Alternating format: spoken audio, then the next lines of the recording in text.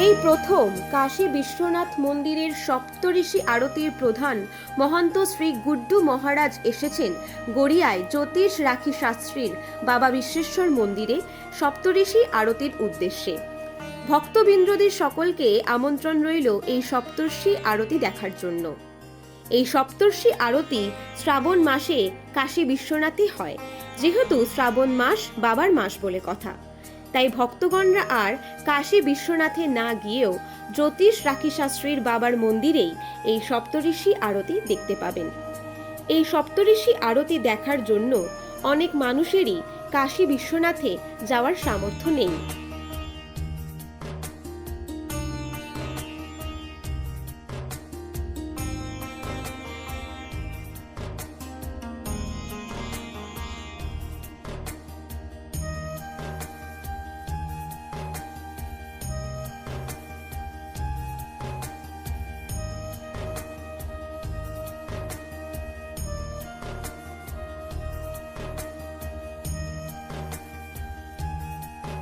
কাশী বিশ্বনাথের সেই কথা মাথায় রেখে জ্যোতিষ রাখি শাস্ত্রী এই উদ্যোগ নিলেন নিজের মন্দিরে।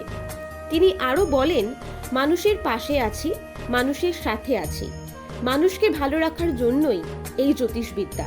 তাই তিনি সকল মানুষকে আহ্বান করেছেন এই মন্দিরে পুজো দেওয়ার জন্য।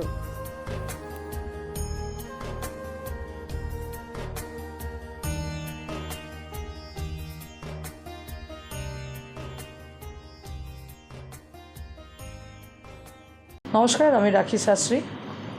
গত 2 বছর আগে আমার এই মন্দির বাবা বিশ্বেশ্বর মন্দির প্রতিষ্ঠান হয়েছে।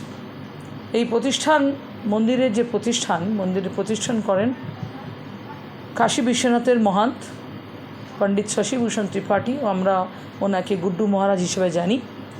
উনি এসে আমার এই মন্দির স্থাপিত করেন এবং এবছরে উনি আমার এই মন্দিরে এসে সপ্তঋষি আরতি, যেটা আপনারা কাশী বিশ্বনাথের সন্ধ্যেবেলা 6:30টার সময় দেখেন, সেই কাশী বিশ্বনাথের সন্ধ্যাবেলায় সপ্তঋষি আরতি এবছরে হতে চলেছে এবং এবছর থেকে শুরু হয়েছে সপ্তঋষি আরতি। আমি আশা করব যে প্রত্যেক বছরই আমরা এই সময় সপ্তঋষি আরতি কলকাতায় আমার এই মন্দিরে বাবা বিশ্বেশ্বর মন্দিরে আরতি করার জন্য ভক্তবৃন্দদেরকে সকলকেই আমার আমন্ত্রণ জানিয়েছি। আর এই শ্রাবণ মাসে প্রত্যেকটা দিনই আমাদের এই উৎসব থাকবে, প্রত্যেকটা মুহূর্তে, প্রত্যেক দিনই মন্দিরে কিছু না কিছু আমাদের উৎসব থাকবেই। তো ভক্তবৃন্দদের আমার সকলকে আমার আমন্ত্রণ রইল। আর এই শ্রাবণ মাসে তো কথাই আছে যে এই শ্রাবণ মাসে যদি মহাদেবকে আমরা সেবা করি বা মহাদেবের যদি আমরা পূজা করি, তাহলে অবশ্যই আমরা কৃপা লাভ। জ্যোতিষ তো একটা ভাস্ট চ্যাপ্টার এবং জ্যোতিষ পথ দেখায়, জ্যোতিষ মানুষকে পথ দেখায়, এটা মানুষরা জানেন। বিশেষভাবে আমরা একটা কথাই বলি জ্যোতিষরা, যে সময় মানুষকে সব কিছু বলে দেয়। সময়ের আগে কখন নিজেকে শুধরাতে হবে আর কোন সময় কি করতে হবে, এটাই হচ্ছে জ্যোতিষ। আমার গুরুদেব আমাকে এটাই শিখিয়েছেন যে সত্যের পথে হাঁটো, সত্যভাবে চলো, তাহলে জীবনে কোনোদিনও নিজে কষ্ট পাবে না, কাউকে কষ্ট পেতে দেবে না। আমার এটাই উদ্দেশ্য, আমি এই উদ্দেশ্য দিয়ে জ্যোতিষ করি। আর জ্যোতিষ হচ্ছে সায়েন্স, আপনারা সবাই জানেন সেটা। তো সেক্ষেত্রে আমি আমার বক্তব্য হিসেবে এটাই, যে আমার গুরুদেব আমাকে এটাই শিখিয়েছেন যে সত্যের পথে চলতে, ন্যায়ের পথে চলতে, মানুষকে পাশে দাঁড়াতে এবং মানুষের অসুবিধা কোন জায়গাটা থেকে হচ্ছে, কোন গ্রহ থেকে হচ্ছে, কোন কারণ থেকে হচ্ছে, সেই কারণটা থেকে মানুষকে মুক্তি দেওয়া। যখন মানুষের দেয়ালে পিঠ ঠেকে যায় তখনই মানুষ ধর্মের কথা নাম করে। যতক্ষণ না মানুষ নিজে ঠেকছে বা নিজে অসুবিধায় বা নিজে সমস্যায় পড়ছে, ততক্ষণ কেউ ভগবানকে হাত জোর করে ডাকে না। আমি একজন অ্যাস্ট্রোলজার, আমি এইটুকুই মনে করি, ধর্মই শেষ কথা।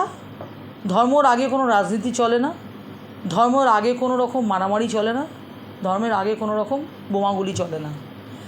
ধর্ম হচ্ছে একটা এমন জিনিস যেটাকে মানুষের জীবনে পথ চলার হাঁটার একটা শিক্ষা দেয়। আমি মনে করি, আমার কাছে এটাই, যে মানুষ যখন ঠিকানায় চলে যায় তখন সে ধর্মকে ডাকে। আমরা যখন অসুস্থ হয়ে লাস্ট পজিশনে যখন আমরা হসপিটালে গিয়ে দেখবেন, বড় বড় হসপিটালে ঠাকুরের ধর্মের যেই ধর্মের হোক না কেন, একটা ঠাকুরের মূর্তি থাকে। তো শেষ পর্যন্ত ডাক্তাররাও বলে যে ভগবানকে ডাকুন, ঈশ্বরকে ডাকুন। তার সেই তো ধর্ম, গড়ে গড়ে তো সে ধর্মই আসছে।